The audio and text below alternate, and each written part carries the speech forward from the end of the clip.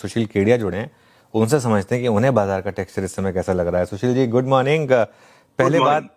पहले बात इंडेक्स की करते हैं। बताइए क्या बिग कॉल है इस समय आपकी, निफ्टी को लेकर, मिड कैप्स को लेकर या निफ्टी बैंक को लेकर? देखिए, बिहार के चुनाव के नतीजे जिस तरह की अप्रत्याशित जीत हुई, उसके बावजूद निफ्टी अटकी सी रही। तो बिहार के चुनाव का जो उत्सव है वो शेयर बाजार में मन नहीं पाया, क्योंकि वॉल स्ट्रीट में कोहराम शुरू हो चुका है।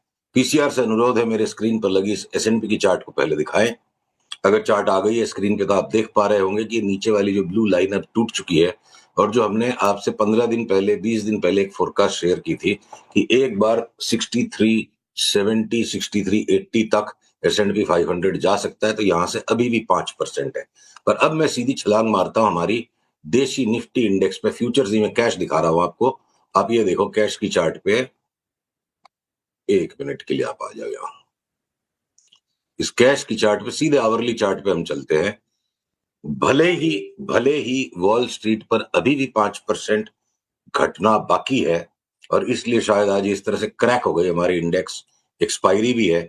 हमने कल रात को एक बड़ी डिटेल्ड एनालिसिस का वीडियो अपने क्लाइंट्स के साथ साझा किया, जिसमें मेरा यह अनुमान है 25,700, 25,725 के नीचे जाए बिना 25,700, 7,700 इतना हो सकता है, जिसमें 200 पॉइंट बचे हैं। चना कुरमुरा है 200 पॉइंट हमारी इंडेक्स के लिए, 1% से भी कम है अभी के भाव से। 200 पॉइंट से ज्यादा नीचे निफ्टी न घटे, चाहे वॉल स्ट्रीट को जो करना है कर ले। हमारी अगली छलांग 26,800 की तरफ है। ये चार्ट पे मैंने 26,800 का अगला पड़ाव प्लॉट किया है, और उसके बाद एक थोड़ा करेक्शन और उसके बाद आप जो वीरे दी वेडिंग का मजाक उड़ाते हो ना, वो खूंखार तेजी ऐसी बनेगी दिसंबर के एंड में कि लोग पछताते जाएंगे। और उसका गणित मैंने निकाला है। देखो, हमारी एक प्रोप्राइटरी इंडेक्स है, फ्लाइट टू एडवेंचर इंडेक्स। मैं आशा कर रहा हूं मेरी स्क्रीन अभी भी शेयर्ड है। पीसीआर रहने दे स्क्रीन को थोड़ी देर। तो फ्लाइट टू एडवेंचर इंडेक्स क्या है? मैंने बहुत साल मेहनत करी कि कोई ऐसे मार्केट ब्रेड्थ को फोरकास्ट करने वाला इंडिकेटर निकाला जाए। जितने भी मार्केट ब्रेड्थ के इंडिकेटर है वो रिएक्टिव है। आज एडवांस डिक्लाइन इतना था, लास्ट वीक में इतना था। इतिहास की बात है, फॉरवर्ड लुकिंग बात नहीं है। फॉरवर्ड लुकिंग बात सिर्फ एक ही चीज से हो सकती है, भाव का सबसे बेस्ट प्रेडिक्टर भाव है, बाकी सारे इंडिकेटर्स लैगिंग है। तो हमने निफ्टी स्मॉल कैप 250 इंडेक्स के भाव को निफ्टी से जब डिवाइड किया, तो जब बाजार में एक तरफ से उन्माद सा बनने लगता है, small cap stocks large cap stocks से नेचुरली हायर बीटा के कारण बहुत ज्यादा भागने लगते हैं। तो मार्च से लेके अभी तक जो पहला लेग आया था, ये ए वेव था। और ये जो ट्रायंगुलर पैटर्न बन रहा है इन दो काली लकीरों के बीच में, ये मेरे लिए बहुत बड़ी चेतावनी है कि ग्लोबल मार्केट्स की हताशा को देख के, किसी और बात की हताशा को देख के जो माल छोड़ देगा, वो ठीक वैसा ही कांड हो जाएगा कि लक्ष्मी जी माथे पे टीका लगाने आई और आप मुंह धोने चले गए। क्योंकि इसके उपरांत आप समझ लो, नवंबर के महीने से मुझे लगता है 30% तक Nifty small cap 250 index out perform कर सकती है निफ्टी को। तो आप निफ्टी की पिछली चार्ट के साथ जोड़ो, करीब 8 से 9%, क्या पता 10% तक की ऊपर जगह है। और 30% अगर Nifty small cap 250 out perform करेगी, तो पैसा बरसेगा इंडेक्स के बाहर वाले स्टॉक्स में, स्मॉलर कैप्स में, मिड कैप्स में। बिल्कुल।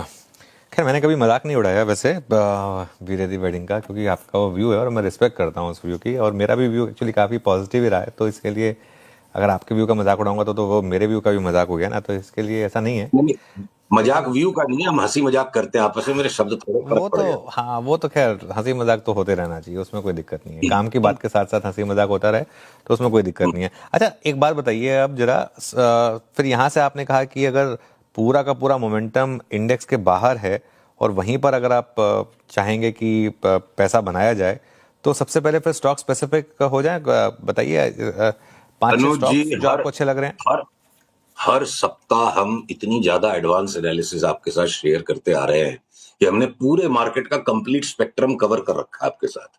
अब जब जब ट्रिगर आएंगे, उस ट्रिगर के टाइम पे मैं आपको दोबारा अपडेट करूंगा। मान लीजिए कि जो आपके डेटा सेंटर स्टॉक्स की हमने इतनी विविड एनालिसिस आपके साथ शेयर की थी, और वो अभी भी उसमें एक दो बाहर निकल रहे हैं। शुगर के स्टॉक्स की कर रखी है, अल्कोहल के स्टॉक्स की कर रखी है, टेक्सटाइल के स्टॉक्स जो बिल्कुल तैयार हैं यहां से 70-80% तक भागने। 40% तो मैं मिड कैप इंडेक्स की, स्मॉल कैप 250 इंडेक्स की औसतन मूवमेंट की बात कर रहा हूं। अगर स्मॉल कैप 250 इंडेक्स औसतन 40% बढ़ेगी, औसतन इंडेक्स के बाहर के स्टॉक्स करीब करीब ऑन एन एवरेज 40% बढ़ेंगे, तो ऐसे मौसम में 80%, 100%, 125% कमाए बिना तो फिर मन को तकलीफ हो जाएगी। तो ये टेक्सटाइल के स्टॉक्स, अल्कोहल के स्टॉक्स, शुगर के स्टॉक्स, डेटा सेंटर के स्टॉक्स, फर्टिलाइजर में कुछ स्टॉक्स निकलेंगे। तो ये जो आपके फुटवेयर के स्टॉक्स, हो सकता है कि इंश्योरेंस के अंदर में आपके जो नेशनल इंश्योरेंस और जीआईसी पेंडिंग है, तो अनुज स्पेक्ट्रम वही है। हर मंगलवार आपके साथ जैसे जैसे नए सिग्नल्स आएंगे, हम नामों को जोड़ेंगे। आज की आज ये तो देखिए एडवांस व्यू है कि अगले 3 महीने में small cap index on an average 40% बढ़ जाएगा। इंडिविजुअल स्टॉक्स के जब सिग्नल्स आएंगे, हम उनको डेफिनेटली आपके साथ कवर करेंगे। घोड़े वही हैं, मैदान वही है, सिर्फ चाल बदलेगी। अच्छा, एक ये जीएमआर एयरपोर्ट का चार्ट देखा है क्या आपने सुशील जी? आज क्या हुआ इसमें? 100 के पार निकला, शानदार मोमेंटम यहाँ पर स्टॉक में। अगर कोई व्यू है स्टॉक पर तो देखिए, हमारा तो व्यू बिल्कुल पहले से हम निश्चित करके बैठ जाते हैं। और अगर जीएमआर में हमने आपसे आखिरी वार्ता ये की थी कि ये 90 के ऊपर निकलेगा तो इसकी 120 की चाल बनेगी, और ये उस दिशा में बढ़ रहा है। तो हमको तो सस्ता लेने की आदत है। हम चढ़ के यहाँ पे जब अब सारा गांव अंदर कूद रहा है, तो उसको माल बेच कौन रहा है? तो हमारी तो एवरेज हम बिगाड़ेंगे नहीं। हम तो 90 से लेके बैठे, अब यहाँ हमें और चढ़ने की जरूरत नहीं है। हम्म। अच्छा, एक ऑयल एंड गैस में आपने चेन्नई पेट्रो की बात की थी, एक मुझे याद है कुछ समय पहले। वो डबल हुआ स्टॉक उस कॉल के बाद। ऐसा कोई और पोटेंशियल डबलर इस स्पेस से? आई थिंक 450 500 पे डिस्कस किया था हमने। हाँ, 460 पे 5 मार्च को बाई कॉल आया था। उसमें हमारा अब 1090 है, तो हमने अपने निवेशकों को सचेत कर दिया है कि किसी भी दिन इसके अंदर टेक प्रॉफिट सिग्नल आ सकता है और 30% तक की घटत आ सकती है। एक्सट्रीमली वॉलेटाइल है स्टॉक। उसी के साथ साथ हमने आपके साथ मैंगलोर रिफाइनरीज की भी बात की थी। 120 पे 180 हो गया। एक बार क्या पता दोबारा 120-30 में मिल भी जाए। हम बहुत बड़ी तेजी में इन दोनों स्टॉक्स में आने वाले 7-8 महीने में, पर एक बार मुनाफा वसूली करके 200-250 रुपया घट जाए, अगर चेन्नई पेट्रो तो आए हुए मुनाफे को वापस नहीं दे सकते। अनुज, इसी के साथ साथ ऑयल एंड गैस की अगर बात हुई है, तो बीपीसीएल, एचपीसीएल अब हमारे यहाँ आज शॉर्ट सेल के सिग्नल आ चुके हैं। इंडेक्स की तेजी, स्मॉल कैप की तेजी, पर इसका मतलब ये नहीं कि स्टॉक्स और सेक्टर्स का रोटेशन नहीं होगा। तो तो अगर अडानी टोटल गैस दबा ही हुआ है, तो उसको पकड़ के रखो, कोई खास मूवमेंट नहीं आई है। और एक ऑयल एंड गैस के 20-25 दिन के करेक्शन के बाद क्या पता वो वापस चल जाए। तो सेक्टर्स के rotation and with in sector stocks के रोटेशन, दोनों ही बातें होंगी। अच्छा, एक क्या ये ग्लोबल मार्केट में एक बड़ी करेक्शन का डर लग रहा है क्या? खास तौर से जिस तरीके से यूएस में एआई स्टॉक्स ने अब गिरना शुरू करा है, क्या उसको लेकर एक रिस्क आ रहा है ग्लोबल मार्केट का? क्योंकि अगर ऐसा हुआ तो भले ही हमारी मार्केट कम गिरे, लेकिन एक रिस्क तो रहेगा। रिस्क तो देखिए है, इसीलिए इश्क चल रहा है। रिस्क है इसीलिए इश्क चल रहा है।